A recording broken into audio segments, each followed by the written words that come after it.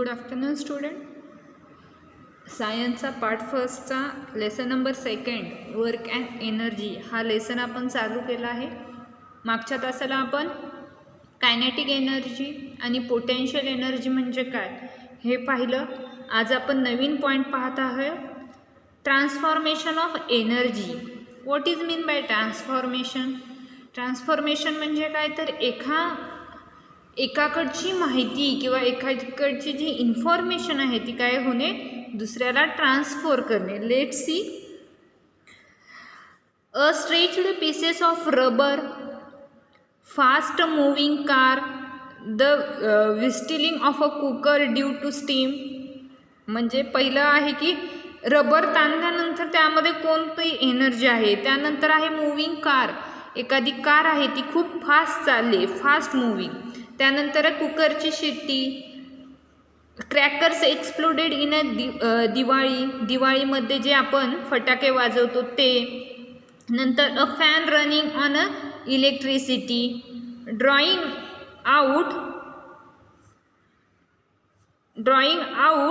pieces of in from the garbage using magnet, breaking of a glass without plan because of a loud noise. म्हणजे काय तर या सगळ्यांमध्ये काय आहे, वेगवेगळी एनर्जी आहे. जसं की फटाके वाजल्यानंतर तुम्हाला साऊंड एनर्जी पाहायला मिळते, म्हणजे आवाज होतो. आवाज झाला म्हणजेच काय तर साऊंड एनर्जी प्रोड्यूस झाली. Energy can be transferred from one type to another. Transfer energy म्हणजे काय तर एका एनर्जीपासून transform from one type to another, एकापासून दुसऱ्यापर्यंत पास होणारी जी एनर्जी आहे, this is a transform energy. For example, the exploding fire crackers convert the chemical energy stored in them into light, sound and heat energy. बघा, तुम्हाला एक example देते. हे तुमचं काय आहे तर फॅन आहे, राईट.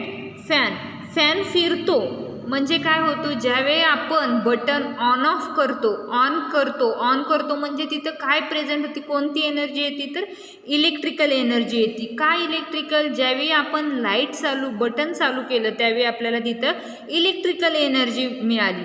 इलेक्ट्रिकल एनर्जी मिळाल्यानंतर हे जे इलेक्ट्रिकल फॅनमध्ये जो मधला भाग आहे त्या फॅनमध्ये काय असतं तर कॉपर वाइंडिंग म्हणजे एक मोटार असते, आणि त्या मोटारीमध्ये जी इलेक्ट्रिकल एनर्जी आहे ती काय होते, प्रोड्यूस होते. आणि त्यानंतर हे फॅन जे आहे, तुमचे जे पंखे असतात ते काय होतात, फिरायला लागतात. आणि पंखे फिरायला लागल्यानंतर ज्यावेळी इलेक्ट्रिकल एनर्जी आहे ती कशामध्ये कन्वर्ट होते तर मेकॅनिकल एनर्जीमध्ये. पहिल्यांदा लाईट लावल्या म्हणजे बटन दाबलं त्यावेळी त्यामध्ये इलेक्ट्रिकल एनर्जी प्रेझेंट होती. ती नंतर कन्वर्ट कशामध्ये होती तर मेकॅनिकल एनर्जी. म्हणजे ही ज्यावेळी मोटार फिरू लागते त्यावेळी त्यामध्ये कोणती एनर्जी असते तर मेकॅनिकल एनर्जी. आणि मेकॅनिकल एनर्जी नंतर हे जे पंखे फिरू लागतात त्यावेळी आपल्याला कोणती एनर्जी मिळते तर वाइंड एनर्जी मिळते. Let see. त्यानंतर आहेत बघा, mechanical energy, electrical energy, heat energy, sound energy, chemical energy and light energy. हे काय आहेत तर आपल्या ट्रान्सफॉर्मेशन ऑफ एनर्जीचे वेगवेगळे पार्ट्स आहेत. बघा, electrical energy convert into loudspeaker म्हणजे साऊंड एनर्जी. लाऊडस्पीकर केल्यानंतर काय पाहायला मिळतं, साऊंड एनर्जी. अँड मायक्रोफोन, त्यानंतर म्हणजे जे की आपण कॉर्ड वगैरे आहेत ते घातल्यानंतर, मायक्रोफोन घातल्यानंतर सुद्धा आपल्याला काय पाहायला मिळतात तर sound energy. Transformation of energy ही त्याच्या शब्दामध्येच आहे की energy can be transferred from one type to another type. एका एनर्जीपासून दुसऱ्या एनर्जीमध्ये ट्रान्सफर होते. मग यावर write the short note on a transformation of energy हा प्रश्न तुम्हाला येऊ शकतो. Let see. सेकंड पॉईंट आहे बघा, law of conservation of energy. Law of conservation of energy म्हणजे काय तर energy can neither be created not B destroyed. म्हणजे कोणतीही एनर्जी आपण तयारही करू शकत नाही आणि डिस्ट्रॉईड नाहीशी करू शकत नाही. It can be converted from to another म्हणजे एका एनर्जीपासून आपल्याला दुसरी एनर्जी मिळू शकते. फॉर एक्झाम्पल, सन आहे, सूर्य, तुम्हाला सूर्यापासून हीट एनर्जी मिळते, पण ती हीट एनर्जी तुम्ही ना क्रिएट करू शकता, म्हणजे ना तुम्ही तयारही करू शकता, ना डिस्ट्रॉय, तुम्ही ती नाहीशी करू शकत नाही. दस the total amount of energy in the universe remains constant. आणि जी की तुम्हाला टोटल एनर्जी जी मिळालेली आहे ती काय आहे तर युनिवर्स रिमेन्स कशी आहे, कॉन्स्टंट आहे. For example, make 2 pendulums of the same length with the help of thread and 2 nuts. Tie another thread in a horizontal position. काही लोकांकडे वॉच असतील, भिंतीवरचे घड्याळ, त्या घड्याळामध्ये हा पेंडुलम असतो. काय आहे तर बघा, या थ्रेडला हा पेंडुलम जोडला आहे आणि हा पेंडुलम ज्यावेळी आपण ह्या साईडला किंवा या साईडला फिरवतो त्यावेळी तो फिरत असतो.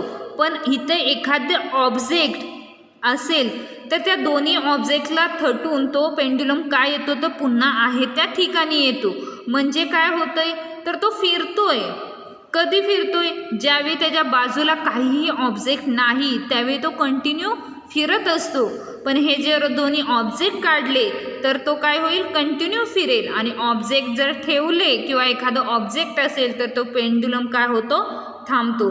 म्हणजेच काय तर you will see that as the speed of oscillation of the pendulum slowly decrease. म्हणजे काय होतं, या ऑब्जेक्टला लागल्यानंतर पेंडुलमचं जे ऑसिलेशन आहे, फिरण्याची जी प्रक्रिया आहे ती काय होते, डिक्रीज होते, कमी होते. The second pendulum which was initially stationary begins to swing. This the one pendulum transfer its energy to other. आणि हा जो दुसरा पेंडुलम ठेवलेला होता तो काय आहे तर तसाच आहे, स्टेशनरी, म्हणजे एका स्तब्ध जागेवरती थांबला आहे. ज्यावेळी हा दुसरा पेंडुलम काय होतो, फिरत असतो, ऑसिलेशन, त्याच्या मोशन करत असतो, त्यावेळी तो तसाच असतो. हे आहे law of conservation of energy. मग तुम्हाला रिकाम्या जागा किंवा MCQ किंवा तुमचे 1 सेंटेन्समध्ये हा प्रश्न विचारू शकतात. What is mean by law of conservation of energy. सोपं आहे, लक्षात ठेवण्यासारखी. Energy can neither be created not be destroyed. आपण एनर्जी तयारही करत नाही आणि डिस्ट्रॉयडही करत नाही. It can be converted from to another into another. एका एनर्जीपासून आपण ती दुसऱ्या एनर्जीला देत असतो. The total amount of energy in the universe remains constant. आणि त्यालाच आपण काय म्हणतो तर ती जी एनर्जी आहे, टोटल एनर्जी, ती नेहमी कशी असते, कॉन्स्टंट असते. आपण पुढचा पॉईंट बघूया. पुढचा पॉईंट आहे फ्री फॉल. फ्री फॉल म्हणजे काय तर an object feeling slowly under the influence of a gravitational force is said to be in a free fall or to be falling freely. म्हणजे लेट्स सी, ह्या डायग्राममध्ये तुम्हाला दाखवले बघा, ही डायग्राम आहे, ABC दाखवले.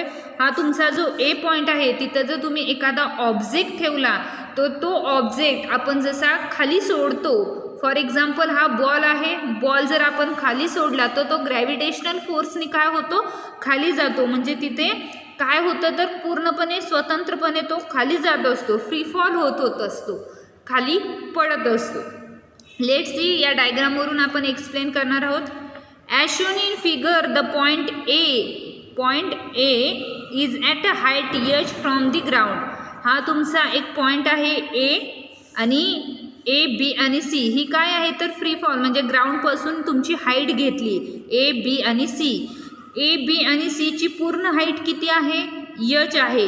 त्यामध्ये AB तुम्हाला x दिला आहे, तर BC काय असेल तर हाईट मायनस तुमचा x, म्हणजे h minus x. Let see, let the point B at a distance x.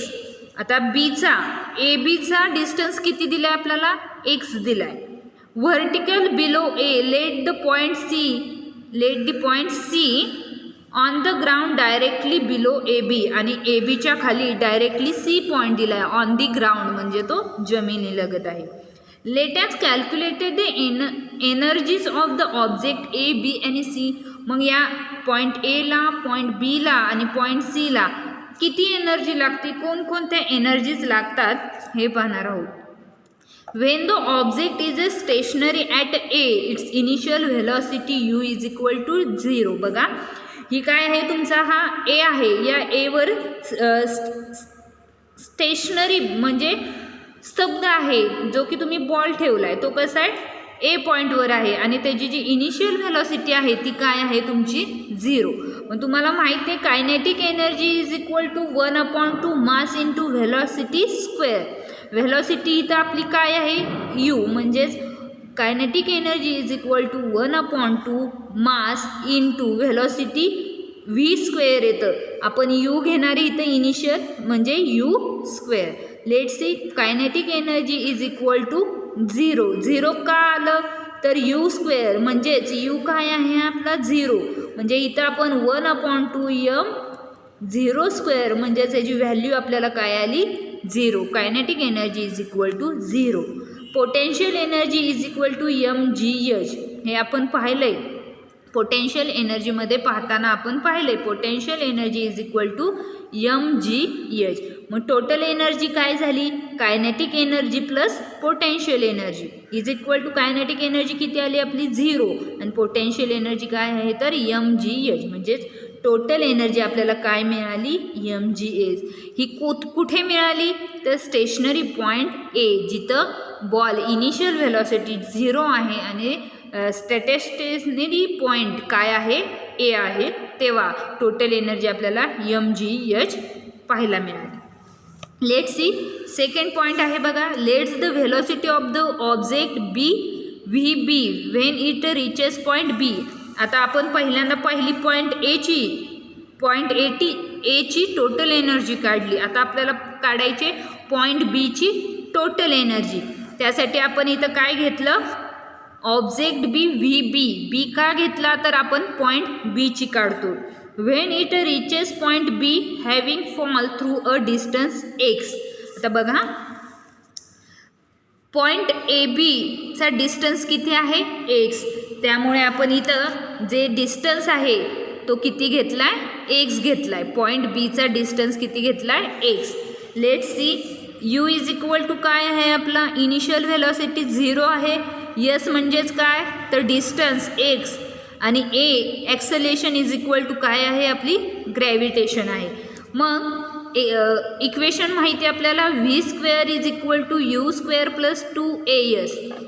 V square कोणत्या पॉईंटचं काढतोय आपण बी, म्हणून इथं काय घेतलाय बी पॉईंट घेतलाय. इज इक्वल टू यू म्हणजे इनिशियल व्हेलॉसिटी किती आहे 0 म्हणजेच 0चा स्क्वेअर प्लस 2a काय घ्यायचं आहे आपल्याला ग्रॅव्हिटेशन म्हणजे 2 इंटू जी इंटू यस काय आहे आपला एक्स. मग v B t square is equal to 0 नाही म्हणजे 2gx. हे काय झालं आपलं इक्वेशन झालं. V B two square is equal to 2gx. 2 gravitational force into distance. मग kinetic energy is equal to काय आहे 1/2 mvbt स्क्वेअर. आता आपल्याला व्ही स्क्वेअरची किंमत दिली 2gx म्हणून आपण यामध्ये घातली बघा 1/2 इंटू यम इंटू व्ही स्क्वेअरचे काय आहे 2gx. लेट्स सी या 2ला हा 2 गेला राहिले काय kinetic energy is equal to mgx. हा यम हा जी आणि हा X. Height of the object than at a B. आता बीची हाईट आपल्याला इथे दिली आहे. बीची हाईट आपल्याला दिली आहे काय दिली h मायनस एक्स. ही पूर्ण हाईट आहे. या पूर्ण हाईटमधून पॉईंट बी सीची हाईट किती आहे h मायनस एक्स. म्हणजेच काय आहे तर बघा potential energy is equal to mgh minus x. Potential energy is equal to ह्या mgनं एचला आणि एक्सला गुणलं काय आलं potential energy is equal to mgh minus mgx. Let's see total energy is equal to kinetic energy. आता कायनेटिक एनर्जी काय आली mgx आणि पोटेन्शियल काय आली mgh मायनस mgx. मग total kinetic energy mgx plus potential energy mgh minus mgx. या मायनसला हा प्लस mgx गेला राहिले काय total energy is equal to mgh. म्हणजे आपले जे पहिलं इक्वेशन आपल्याला पॉईंट ए मध्ये टोटल एनर्जी आपल्याला mgh मिळाली, त्याचप्रमाणे पॉईंट बी मध्ये सुद्धा टोटल एनर्जी आपल्याला mgh मिळाली. लेट सी आता एक पॉईंट राहिला आपला C. Let the velocity of the object be v C when it reaches the ground near point C. म्हणजे फ्री फॉल आहे ग्राउंडपासूनचा सी पॉईंट घ्यायचा आहे आपला. युनिव्हर्सल व्हेलॉसिटी काय आहे आपली 0, हाईट काय आहे पूर्ण हाईट h, आणि ॲक्सलेशन इज इक्वल टू काय आहे gravitation. v square is equal to u square plus 2as हे इक्वेशन वापरलं आहे. आता आपल्याला इथं कोणत्या पॉईंटची काढायची सी, म्हणून v C square is equal to u काय आहे 0 प्लस 2 काय आहे 2, ए ची किंमत आपल्याला काय द्यायची g, आणि यस काय आहे आपला height. V C square is equal to 0 plus 2gh. Let see kinetic एनर्जीचा फॉर्म्युला काय आहे. Kinetic energy is equal to 1/2 mass into velocity square. आता व्ही स्क्वेअरची किंमत आपल्याला इथं दिली आहे, म्हणजेच 1/2 m इंटू 2gh. ओके, 2ला 2 गेले, राहिले का mgh. Kinetic energy is equal to mgh. The height of the object from the ground at a point C is. आता बघा सी पासून ए पर्यंतची हाईट आपली काय आहे h मीन्स हाईट आहे. मग potential energy is equal to काय mgh किती आहे 0, म्हणजेच total energy is equal to kinetic energy plus potential energy. Total energy is equal to आपली काय आहे mgh. का आहे mgh, तर कायनेटिक एनर्जी mgh आहे आणि पोटेन्शियल एनर्जी 0 आहे. मग 0 म्हणजे काहीच नाही, म्हणजे काय राहिली T is equal to mgh. म्हणजे काय, यावरून फ्री फॉल यावरून इक्वेशन काय मिळालं आपल्याला, कन्क्ल्युजन काय मिळालं, तर from equations 1, 2, 3 we see that the total energy of the object is the same at the 3 points.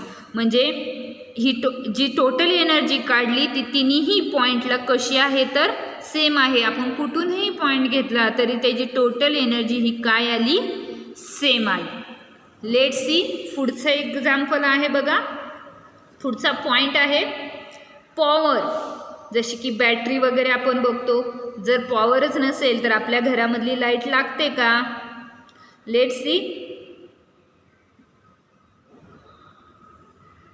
the fast and slow rate of the work done is expressed in terms of power. Power is the rate at which work is done. म्हणजे power ही कशाशी related आहे तर वर्कशी related आहे. Power is equal to work upon time, P is equal to W upon T. मग work कशामध्ये मोजतात तर जूलमध्ये, आणि टाईम आपण सेकंडमध्ये. In SI unit the unit of work is joule, so that unit of power is joule per second. Joule per second this is called the watt. त्यालाच आपण काय म्हणतो वोल्ट.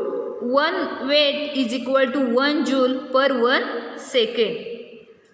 एका वेटमध्ये किती आहे तर 1 जूल पर 1 सेकंड. 1 जूलला 1 second. In the industrial sector the unit used to measure power is called as a horse power. म्हणजे बघा आपण आपली बाईक आहे किंवा मोठी कार आहे, त्या कारमध्ये आपण म्हणतो की आपली गाडी किती पॉवरची आहे. म्हणजे एका पॉवरमध्ये किती वेट असतं तर 746 वेटेज आपल्याला त्या गाडीमध्ये पाहायला मिळतं. The unit of energy for commercial use is a kilowatt hour. आणि ते कशामध्ये असतं तर किलो वेट, म्हणजे किती किलो गेली, किती वेटनी गेली. 1000 जुलै वर perform in 1 second is a 1 kilowatt power. म्हणजे 1000चं काम करण्यासाठी इन अ 1 सेकंड, एका सेकंदामध्ये किती 1 किलो वेट पॉवर आपण यूज करत असतो. Let see 1 kilowatt hours is equal to 1 kilowatt into 1 hours. 1 hours म्हणजे 3600 सेकंड आणि 1 KW म्हणजे 1000 जूल. 1000 इंटू 3 केलं म्हणजे किती आलं 1 kWh is equal to 3.6 into 10⁶ joule. म्हणजेच 1 kWh is equal to 1 unit. हे काय आहे तर एक युनिट आहे इन जुलै. म्हणजे इन जूल 1000 जूलला काम करण्यासाठी त्याला 1 सेकंदामध्ये 1 किलो वेट पॉवर यूज करावी लागते किंवा ते करत असतं. लेट्स से आपण एक्झाम्पल पाहूया यावरचं. Swarali takes 20 second to carry a bag weighing 20 kg to a height of 5 metre. How much power has she used. पॉवरचा फॉर्म्युला तुम्हाला माहिती आहे, वर्क अपॉन टी. पण इथं वर्क दिलं आहे का?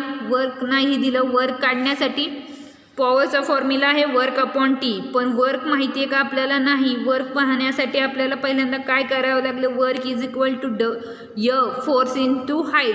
हाईट दिली आहे पण फोर्स माहिती आहे का? नाही. त्यासाठी आपल्याला पहिल्यांदा काय करावं लागेल? इथं फोर्स काढावं लागेल. The force which has to be applied by Swarali. स्वरालीला किती फोर्स लागलं? F is equal to M G. M किती आहे आपला? यम म्हणजे आपला मास. मास आपल्याला किती दिले? 20 kg. म्हणजे 20 इंटू जी म्हणजे ग्रॅव्हिटी 9.8. किती आलं? एफ किती आलं आपलं? 196 newton. Work done by the Swarali to carry the bag to a height 5 metre. 5 metre वरती जाण्यासाठी तिला किती वर्क लागलं ते काढणारे. Work is equal to F into s. F किती आहे? 196 इंटू यस म्हणजे आपली हाईट किती आहे? 5 मीटर म्हणजे 980 जूल्स. मग power is equal to work upon t. Work किती आहे? 980 अपॉन टाईम किती लागला आहे आपल्याला? 40 सेकंड. मग 0ला 0 गेले, 4ने 98ला डिवाइड केलं तर किती आलं? P is equal to 24.5 volt. हे आपलं या पॉवरवरचं एक्झाम्पल झालं. अशा पद्धतीने आपला हा लेसन संपलेला आहे. जो दुसरं एक्झाम्पल आहे ते तुम्ही सॉल्व करा.